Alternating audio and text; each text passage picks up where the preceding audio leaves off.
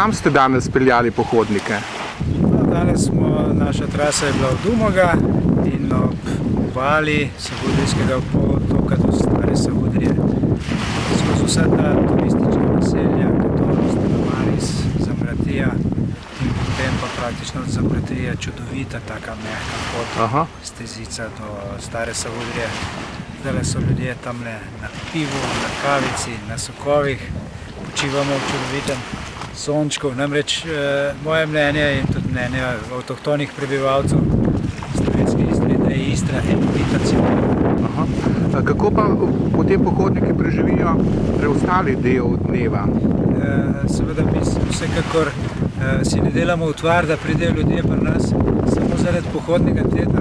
Vsa ostala ponudba je izredno kvalitetna, naši kuharji so odlični, naše strežno osebje je izredno prijazno, naša zdravstvena služba izredno strokovna, ne smem pozabiti naših zdravnikov, naših fiziatrov, sobarce so izredno prijetne, potem naš Bojan Ustrajnik, vodja hotela Laguna, je tudi zraven, ogromno nam je do tega, da naredimo en dober produkt.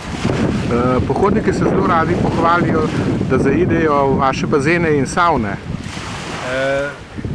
To je eno dopolnilo praktično zimske sezone, mi brez tega ne bi mogli napolniti hotela. To je tudi en dodatni magnet, da smo z obiskom zelo zadovoljni in da smo tudi hvaležni vsem našim stalnim gostom, ki se k nam vračajo.